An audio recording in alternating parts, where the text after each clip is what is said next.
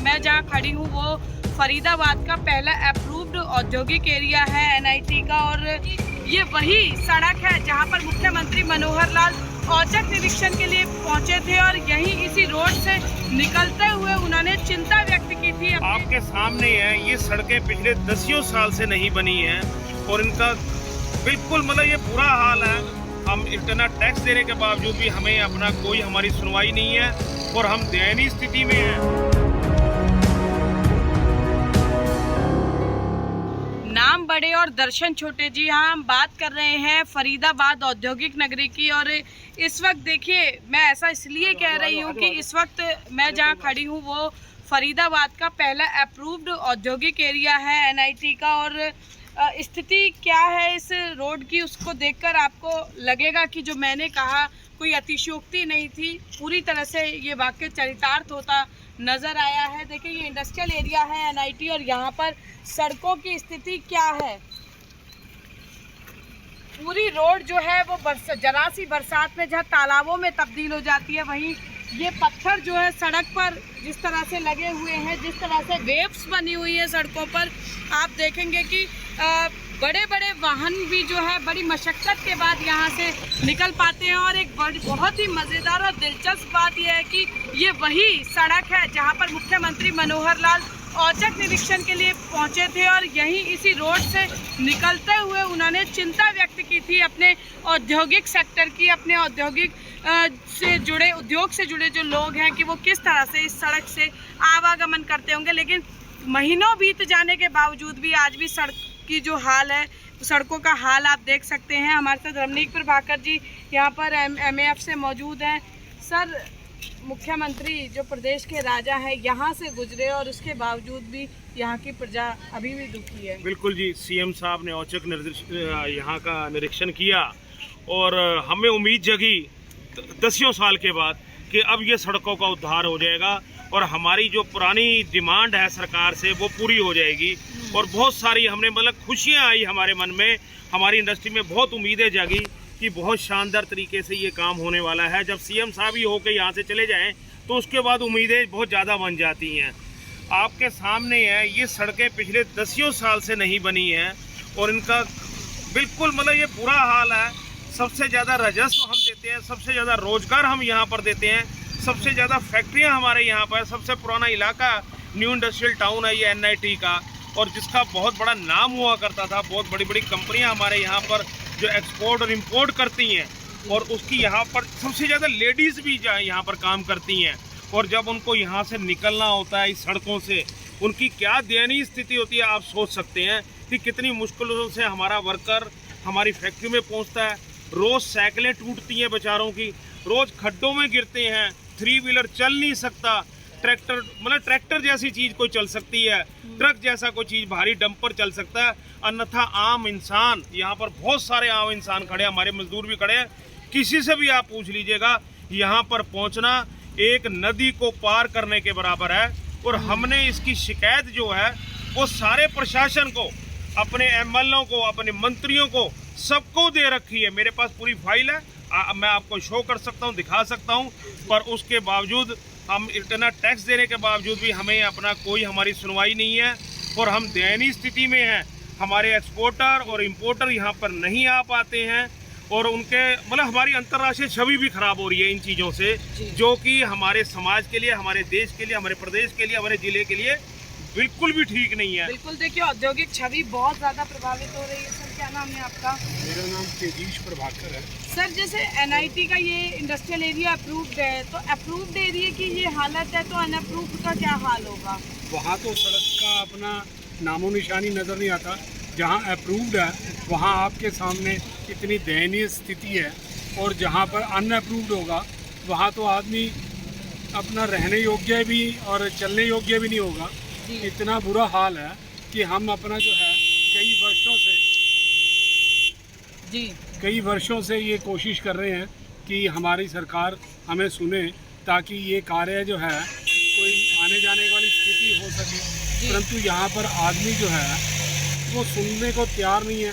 सबसे बड़ी बात यह है कि मुख्यमंत्री जी इस सड़क से होके निकल जाते हैं, उसके बावजूद भी यहाँ पर कार्य है कुछ भी नहीं हो पाता। बिल्कुल, बहुत चिंता का विषय है ये। क्या नाम है सर आपका? मेरा नाम पुष्पिंदर सिंह है। जी। मैं पिछले लगभग 25 साल से यहाँ पे काम कर रहा हूँ और एक बार सिर्फ ये सड़क बनी है पिछले 25 साल में, जो विच आई रिमेंबर। और हमें जो है इंस्टेड ऑफ कि हम अपने बिजनेस की लड़ाइयाँ लड़ें, कंपटीशन लोगों से लड़ें, हमको शर्म आती है कि हमें इन चीज़ों के लिए लड़ना पड़ रहा है कि हमें सड़क दे दो, हमें पानी दे दो। ये कोई लड़ाई लड़ने लायक थोड़ा ना इंडस्ट्रियलिस्ट की। वो अपना कंपटीशन लड़े, अपना बिजनेस बढ़ाए, रेवेन्यू आपको मिलेगा। अगर हम जो है सरकार हमारे को ये फैसिलिटीज़ देती है तो we will focus on our business rather than कि हम सड़कों के लिए लड़ाई लड़ते रहें। जी। क्या नाम है सर आपका? मेरा विवेक। सर, एक तरफ हम मांग कर रहे हैं कि मदर यूनिट आए, कभी हम स्टार्टअप इंडिया की बात करते हैं, ईज़ ऑफ डूइंग की बात करते हैं, लेकिन बाहर से यूनिट आएंगी तो क्या उनके प्रतिनिधि इस तरह की सड़कों पर चलेंगे? बिल्कुल सही कह रहे हैं मैम। हमें द बेसिक एम्यूनिटीज़ आपको प्रोवाइड करनी पड़ेंगी if you want to promote India.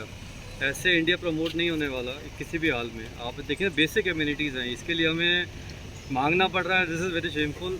ये शुड प्रोवाइड। हम इतना टैक्स भर रहे हैं, सब कुछ करते हैं, तो please look into this matter at a very serious note. क्या नाम है सर आपका? आपकी भी सर यहाँ इंडस्ट्री है? मेरी भी इंडस्ट्री है। किस तरह की परेशानी आपको यहाँ पर रहती है? यहाँ रोड्स की इतनी परेशानी है। 2 दिन पहले तो मेरी अपनी गाड़ी ही हार्डवेयर चौक पे गड्ढे में फंस गई, जिसको कि मैंने 6 आदमी से उठवा कर निकलवाया। गाड़ी निकलने को बिल्कुल भी वो नहीं थी, इतना ज़बरदस्त वहाँ पर गड्ढा था। बाहर का काम करते हैं यमुनानगर का, वहाँ से पार्टी आती है, वो आकर देखे गई तुम तो नरक में बैठे हो। लोग तो ये कहते हैं कि फरीदाबाद में तुम नरक में बैठे हो, हमें तुम काम किस बेस पे दे कि तुम काम हमारा कर पाओगे या नहीं कर पाओगे। इस कंडीशन में तुम्हारे पास वर्कर कैसे आते हैं हमें नहीं समझ आती। जी। क्या नाम है सर आपका? मेरा प्रदीप है। सर, ये बड़ी बेसिक नीड्स होती है इंडस्ट्री की। पावर हो गई, सड़क, सीवरेज जो है, ताकि लेबर भी जो है उसका फुटफॉल भी बना रहे और छवि भी प्रभावित ना हो। क्यों आखिर नहीं सुनवाई होती है? कारण क्या मानते हैं आप, जबकि मुख्यमंत्री खुद दिशा निर्देश दे चुके हैं? के लिए अपना गवर्नमेंट ही बताएगी, थोड़ी ना बता पाएंगे। जी बिल्कुल। रमनीत जी, मैं चाहूँगी ज़रूर कि सरकार के प्रतिनिधि, सरकार ज़रूर अगर इस इंटरव्यू को देखेगी तो आप क्या एक अपील करना चाहेंगे कि जैसा आपने कहा मुख्यमंत्री जी सड़क से गुजर चुके हैं, अधिकारियों को निर्देश दिए, कुछ नहीं हुआ, तो ऐसे में क्या कुछ उन अधिकारियों के लिए जो एक कान से सुनते हैं और दूसरे कान से निकाल देते हैं मुख्यमंत्री के आदेशों को भी, क्या अपील करना चाहेंगे उद्योग जगत की टीस को बयां करते हुए? मैं महासचिव होने के नाते इंडस्ट्रियल एरिया वेलफेयर एसोसिएशन की तरफ से और मैन्युफैक्चर एसोसिएशन फरीदाबाद की तरफ से करबत हाथ जोड़कर, पैर पकड़कर इनके सारी इंडस्ट्री की तरफ से इनसे यही अपील करता हूं कि हमारी सड़कों का उद्धार कर दिया जाए और हमारे पर इतना जो हम टैक्स आपको पे कर रहे हैं उसका हमें कुछ हिस्सा मिल जाए। हमारी इंडस्ट्री को जो हम जीएसटी दे रहे हैं और अदर टैक्सेस दे रहे हैं वो यहाँ पर लग जाए इन सड़कों पर और उद्धार हो जाए फरीदाबाद का, और हमारे जिले का नाम हो जाएगा और हम बहुत बढ़िया प्रोडक्शन और बढ़िया नाम और चमका के देंगे और इन अधिकारियों को सम्मानित भी करें। जी बिल्कुल। तो देखिए, मैं एक बार आपको कैमरे की नज़र से यहाँ पर दिखाना चाहूँगी कि कितना संघर्षपूर्ण होता है उस सड़क पर गुजरना जहाँ से मुख्यमंत्री जी खुद गुजरे थे, और जो यहाँ की मौजूदा स्थिति है कमोवेश वही स्थिति उस वक्त भी वहाँ पर बनी हुई थी। ये पत्थर आप देख सकते हैं यहाँ पर, ये पत्थर कैसे किसी को चोटिल कर सकते हैं, किसी की जान पर बना सकती है, सहज ही अंदाज़ा लगाया जा सकता है। लेकिन सरकार के लिए ज़रूर सोचने की ज़रूरत है कि आखिर मुख्यमंत्री के दौरे के औचक निरीक्षण के बाद भी आखिर अधिकारियों ने क्यों सुध नहीं ली, क्योंकि शायद यही कारण है कि बार बार एक बात जो है, चाहे विपक्ष उस मुद्दे को उठाता है कि अफसरशाही जो है वो हावी है सरकार में, इस बात को जैसा कि उद्योगपति लगातार कह रहे हैं कि शिकायतें तमाम कर चुके हैं, जगह जगह गुहार लगा चुके हैं, लेकिन आज भी इंडस्ट्रियल एरिया की ये सड़कें अपनी बदहाली पर आंसू बहा रही हैं और उद्योगपति करबद्ध सरकार से पूछ रहे हैं कि मुख्यमंत्री जी आखिर हमारे इन सड़कों के हालात कब सुधरेंगे। फरीदाबाद से पूजा शर्मा, पंजाब केसरी। हमसे जुड़े रहने के लिए हमारे YouTube चैनल को सब्सक्राइब करें और नई वीडियो की नोटिफिकेशन के लिए बेल आइकॉन को दबाएं। अगर आप ये वीडियो Facebook पर देख रहे हैं तो लाइक जरूर करें और ज्यादा से ज्यादा शेयर करें। धन्यवाद।